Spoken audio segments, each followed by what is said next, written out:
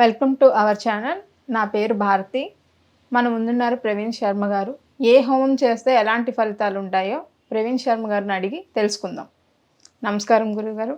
ఆయుష్మాన్ భవ, సౌభాగ్యవతి భవ. గురుగారు, ప్రస్తుత సమాజంలో పిల్లలు లేక చాలా మంది ఇబ్బందులు పడుతున్నారు. వాళ్ళకి మీరు ఇచ్చే సొల్యూషన్ ఏమైనా ఉంటుందా? ఉంటుందమ్మా. ఈ సంతాన లోపం అనేది వారు చేసుకున్న పూర్వజన్మ సుకృతంగా కూడాను చెప్పడం జరుగుతుంది. పూర్వజన్మలో మంచి కర్మఫలం చేస్తే మంచి సంతానం కలగడం నిజమే అంటారా? 100% పాళ్ళు. మన యొక్క పురాణాలు ఏవైతే చెప్పాయో అది అక్షర సత్యం. అలా పూర్వజన్మలో మనం మంచి చేయొచ్చు, చెడు చేయొచ్చు. మంచి చేస్తే మంచి ఫలం అనేది మనకి లభిస్తుంది. చెడు చేస్తే ఆ చెడు తాలూకా ఫలం అనేది మనం ఖచ్చితంగా అనుభవించాలి. దీనికి ఒక చిన్న ఉదాహరణ చెప్తాను. శ్రీకృష్ణుణ్ణి ఆ యొక్క యుద్ధానంతరం ఆ యొక్క ధృతరాష్ట్ర మహారాజు అడుగుతున్నారంట. శ్రీకృష్ణ పరమాత్మ, నువ్వు దేవదేవుడు కదా, దేవదేవుడు అయ్యుండి నా యొక్క 9 కుమారులు చనిపోయారే, నువ్వు అనుకుంటే ఆపలేవా అంటే, ఓ ధృతరాష్ట్ర మహారాజా, సంతానం మీద ఎక్కువ మమకారం పెట్టుకొని నేను సంధికి వచ్చేటప్పుడు కూడాను నువ్వు నీ కుమారుదాలుగా మాట విని నువ్వు సంధిక్రియంగా చేయకుండా యుద్ధానికే ప్రతిపాదనిచ్చావు. అది నీ తప్పు కాదు, పూర్వజన్మలో నువ్వు చేసుకునేటటువంటి కర్మఫలము. ఇతను 7 జన్మల్లో చేసినటువంటి, అది ఏ జన్మ తెలియదు, 7 జన్మల్ని మనల్ని ఆ మంచి కానీ చెడు కానీ మనల్ని అన్వేషిస్తూ వస్తుందంట, వెతుక్కుంటూ. ఇతను ఒకానొక జన్మలో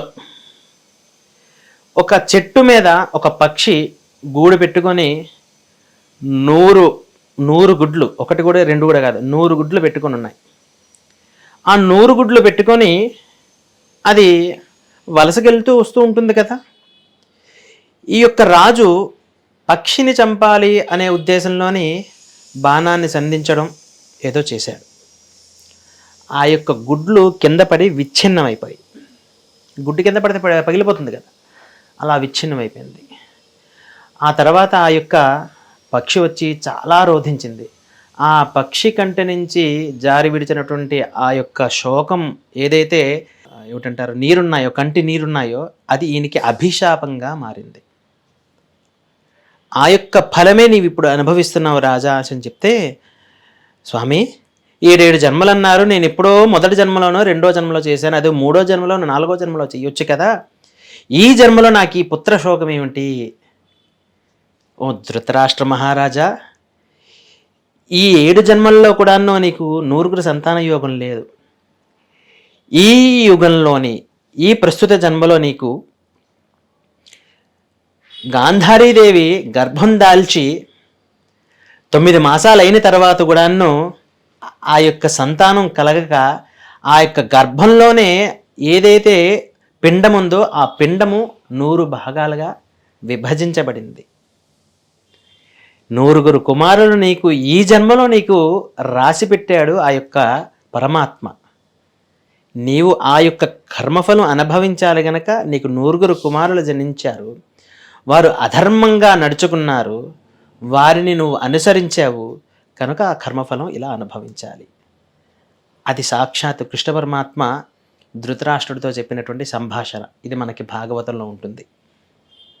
మనకి ప్రతిదీ కూడాను మనకి పక్కాగా ప్రణాళికాపూర్వకంగా సాక్ష్యాధారాలతో మన యొక్క గ్రంథాలు రచించబడ్డాయి.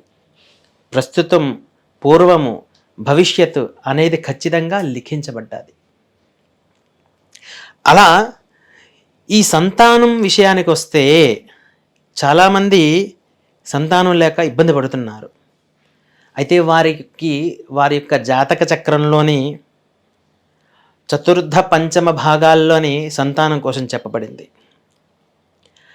ఆ యొక్క చతుర్థ పంచమ స్థానాల్లోని వారికి సంతాన యోగం లేకుండా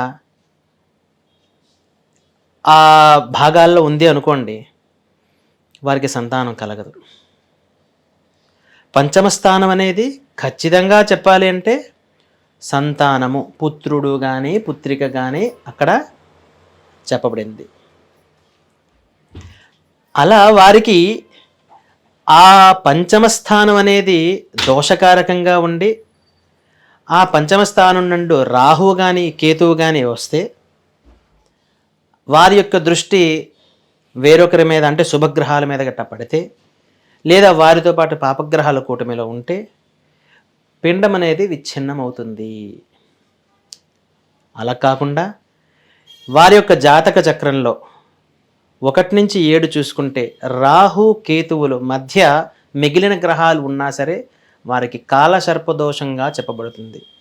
అది ఒక్కొక్క భాగంలో అది కాలసర్పదోషం, శేషనాగ సర్పదోషం, ఇలా ఒక్కొక్క విభాగానికి ఒక్కొక్క అంటే వారి యొక్క లగ్నాన్ని బట్టి చెప్పబడుతుంది నిర్ధారణ. అలా కాలసర్పదోషం ఉన్న వారికి వివాహంలో జాప్యం రావడం, వివాహం అయిన తర్వాత వారి యొక్క సంతానం విషయంలో చాలా బాధపడడం ఇలా జరుగుతూ ఉంటాయి. వీటిని అధిగమించాలి. వీటిని అధిగమించడానికి 2 ప్రక్రియలు ఉన్నాయి. ఆ 2 ప్రక్రియల్లోనే మొదటిది సంతాన గోపాల హోమము చేయాలి. సంతాన గోపాలం అంటే సాక్షాత్తు ఆ యొక్క కృష్ణ పరమాత్మని యొక్క మూలమంత్రంతో చేయాలి. ఓం శ్రీం హ్రీం క్లీం గ్లౌం దేవకీసుత గోవింద వాసుదేవ జగత్పదే దేహిమే తనయం కృష్ణ త్వామహం శరణం గతః. ఓ కృష్ణ పరమాత్మ, ఇదిగో నేను సంతానం లేక బాధపడుతున్నాను, నీ యొక్క అనుగ్రహాన్ని పొంది నా యొక్క వంశాన్ని ఉద్ధరించడానికి నేను యొక్క హోమం చేయదలిచాను స్వామి. నా యొక్క వంశాన్ని ఉద్ధరించండి, నా యొక్క గోత్రాన్ని ఉద్ధరించండి అని చెప్పి మన యొక్క హోమం చేస్తాం.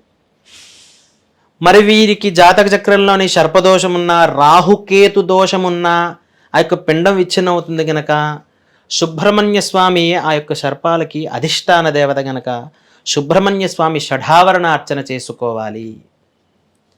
ఆ షఢావరణార్చన చేసుకోవడం ద్వారా ఈ యొక్క సంతానంతో బాధపడుతున్నారు ఎవరైతే ఉన్నారో వారు ఆ యొక్క సంతానాన్ని పొంది వారు భగవత్ కృపకి ఆశీస్సులు అందుకోగలరు. వాళ్ళు ఇలా సంతానం కోసం ఎవరైతే బాధపడుతున్నారో ఖచ్చితంగా సంతాన గోపాల హోమము మరియు సుబ్రహ్మణ్య స్వామి షఢావరణార్చన చేసుకోవడం ద్వారా ఈ యొక్క సమస్యని అధిగమించి వారి యొక్క వంశ అభివృద్ధి, వారి తదనంతరం కుమార్తె అవనివ్వండి కుమారుడు అవనివ్వండి వంశానికి ఒకరు రావాలి తదనంతరం గనక వారు ఈ యొక్క సమస్యని అధిగమించవచ్చు. అదేవిధంగా పితృదోషాలు ఉన్నా సరే, అంటే మనము చేయవలసిన రిచువల్స్ కొన్ని ఉంటాయి. మన పూర్వీకులు, మన తండ్రి వారు అంటే తాతలు ముత్తాతలు వారికి చేయవలసినటువంటి కర్మలు మనం చెయ్యకపోయినా మనకి దోషం అనేది ఆపాదించబడుతుంది. నిజంగా ఆ దోషం మనకి కలుగుతుందా? ఖచ్చితంగా. ఎందుకు అంటే మనం ఒకరోజు తినకపోతే ఉండలేం కదమ్మా. 2 రోజులు గట్టిగా అయితే 3 రోజులు, 4వ రోజు ఉండగలమా? ఉండలేం. కానీ ఈ పితృదేవతలు అంటే ఇటు అపర కర్మలు పూర్వకర్మలు అని చెప్పబడింది. పూర్వకర్మల కన్నా అపర కర్మల్లోని మనకి సంవత్సరంలో వచ్చేటటువంటి మన పూర్వీకులు ఎవరైతే చనిపోయి ఉంటారో వారికి ఒక తిథి ఉంటుంది.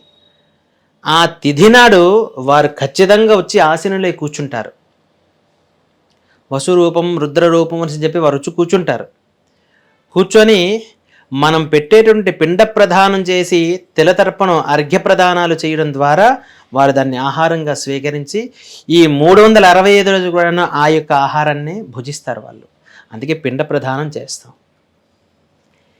ఇలా పితృదోషాలు అనేవి అవి చేయకపోయినా వారు తాలూక శాపం అనేది మనకి ఈ తదనంతరం వంశానికి సంబంధించిన ఆ వంశాంకురాలు ఎవరైతే ఉన్నారో వారికి ఇది ఆపాదించబడుతుంది. కనుక ఎవరైనా సరే వారి యొక్క పూర్వీకులకి కనీసం సంవత్సరంలో ఒక్కసారైనా వారి తిథి నాడు చేయాలి. ఒకవేళ తిథి గుర్తులేదు, మనకి వినాయక చవితి తర్వాత వచ్చేటటువంటి మహాలయ పక్షాలు అంటారు 15 రోజులు. అది చాలా విశేషం. ఆ 15 రోజుల్లోనే వారికి తిథి తెలియకపోతే ఆ మహాలయ అమావాస్య నాడు యొక్క పిండ ప్రదానము, తిలతర్పణాలు, అర్ఘ్యప్రదానాలు చేసుకొని బ్రాహ్మణుడికి స్వయంపాక దానాలు అనేవి ఇవ్వడం ద్వారా వారు సంతుష్టులవుతారు, వారి యొక్క అనుగ్రహం పొంది ఈ యొక్క పితృదోషం అనేది పోతుంది. పితృదోషం అనేది ఆపాదించబడిందని మనకి జ్యోతిష్యుల ద్వారా మనకి తెలిస్తే ఖచ్చితంగా దానికి శాంతి అనేది చేసుకోవాలి. నారాయణ బలి అంటారు. ఆ నారాయణ బలి చేసిన తర్వాతే ఆ యొక్క పితృదోషం అనేది నివారణ జరుగుతుంది. నివారణ జరిగిన తర్వాత పితృదేవతలకు అనుగ్రహాన్ని మనం పొంది ఆ తర్వాత నుంచి ప్రతి సంవత్సరం కూడా మనం ఆ యొక్క తిథి నాడు వారికి చేయవలసిన కర్మలు, రిచువల్స్ మనం చేయాలి. శుభం భూయాత్.